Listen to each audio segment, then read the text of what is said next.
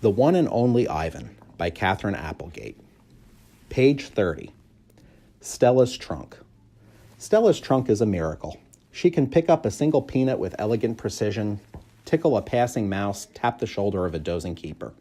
Her trunk is remarkable, but still it can't unlatch the door of her tumble-down domain. Circling Stella's legs are long-ago scars from the chains she wore as a youth. Her bracelets, she calls them. When she worked at the famous circus, Stella had to balance on a pedestal for her most difficult trick. One day, she fell off and injured her foot. When she went lame and lagged behind the other elephants, the circus sold her to Mac. Stella's foot never healed completely. She limps when she walks, and sometimes her foot gets infected when she stands in one place for too long. Last winter, Stella's foot swelled to twice its normal size. She had a fever, and she lay on the damp, cold floor of her domain for 5 days. They were very long days. Even now, I'm not sure she's completely better.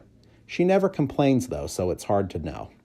At the Big Top Mall, no one bothers with iron shackles. A bristly rope tied to a bolt in the floor is all that's required. "They think I'm too old to cause trouble," Stella says. "Old age," she says, "is a powerful disguise." A plan. It's been 2 days since anyone's come to visit. Mac is in a bad mood. He says we are losing money hand over fist. He says he is going to sell the whole lot of us. When Thelma, a blue and yellow macaw, demands, "Kiss me, big boy," for the 3rd time in 10 minutes, Mac throws a soda can at her. Thelma's wings are clipped so that she can't fly, but she still can hop. She leaps aside just in the nick of time. "Pucker up," she says with a shrill whistle. Mac stomps to his office and slams the door shut. I wonder if my visitors have grown tired of me. Maybe if I learn a trick or two, it will help. Humans do seem to enjoy watching me eat. Luckily, I am always hungry. I am a gifted eater. A silverback must eat 45 pounds of food a day if he wants to stay a silverback. 45 pounds of fruit and leaves and seeds and stems and bark and vines and rotten wood. Also, I enjoy the occasional insect. I am going to try to eat more. Maybe then we will get more visitors. Tomorrow I will eat 50 pounds of food, maybe even 55. That should make Mac happy. Bob. I explain my plan to Bob. "Ivan," he says, "trust me on this one. The problem is not your appetite." He hops onto my chest and licks my chin, checking for leftovers. Bob is a stray, which means he does not have a permanent address. He is so speedy, so wily, that mall workers long ago gave up trying to catch him. Bob can sneak into cracks and crevices like a tracked rat. He lives well off the ends of hot dogs, and he pulls from the trash. For dessert, he laps up spilled lemonade and splattered ice cream cones.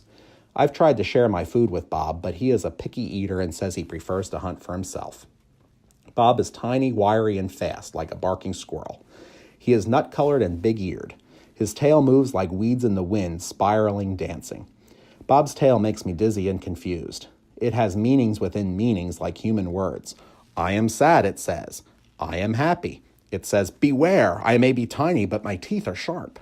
Gorillas don't have any use for tails. Our feelings are uncomplicated. Our rumps are unadorned. Bob used to have 3 brothers and 2 sisters. Humans tossed them out of a truck onto the freeway when they were a few weeks old. Bob rolled into a ditch. The others did not. His first night on the highway, Bob slept in the icy mud of the ditch. When he woke, he was so cold that his legs would not bend for an hour. The next night, Bob slept under some dirty hay near the Big Top Mall garbage bins. The following night, Bob found the spot in the corner of my domain where the glass is broken. I dreamed that I'd eaten a furry donut, and when I woke in the dark, I discovered a tiny puppy snoring on top of my belly. It had been so long since I'd felt the comfort of another's warmth that I wasn't sure what to do. Not that I hadn't had visitors. Mac had been in my domain, of course, and many other keepers. I'd seen my share of rat zip past, and the occasional wayward sparrow had fluttered in through a hole in my ceiling. But they never stayed long. I didn't move all night for fear of waking Bob. Wild. Once I asked Bob why he didn't want a home. Humans, I'd noticed, seemed to be irrationally fond of dogs, and I could see why a puppy would be easier to cuddle with than, say, a gorilla. "Everywhere is my home," Bob answered. "I am a wild beast, my friend, untamed and undaunted." I told Bob he could work in the shows like Snickers, the poodle who rides Stella. Bob said Snickers sleeps on a pink pillow in Mac's office. He said she eats foul-smelling meat from a can. He made a face. His lips curled, revealing tiny needles of teeth. "Poodles," he said, "are parasites." Picasso. Mac gives me a fresh crayon, a yellow one, and 10 pieces of paper. "Time to earn your keep, Picasso," he mutters. I wonder who this Picasso is. Does he have a tire swing like me? Does he ever eat his crayons? I know I have lost my magic, so I try my very best. I clutch the crayon and think. I scan my domain. What is yellow? A banana. I draw a banana. The paper tears, but only a little. I lean back and Mac picks up the drawing. "Another day, another scribble," he says. "One down, 9 to go." What else is yellow, I wonder, scanning my domain. I draw another banana, and then I draw 8 more. 3 visitors. 3 visitors are here, a woman, a boy, a girl. I strut across my domain for them. I dangle from my tire swing. I eat 3 banana peels in a row. The boy spits at my window. The girl throws a handful of pebbles. Sometimes I'm glad the glass is there. My visitors return. After the show, the spit pebble children come back. I display my impressive teeth. I splash in my filthy pool. I grunt and hoot. I eat and eat and eat some more. The children pound their pathetic chests. They toss more pebbles.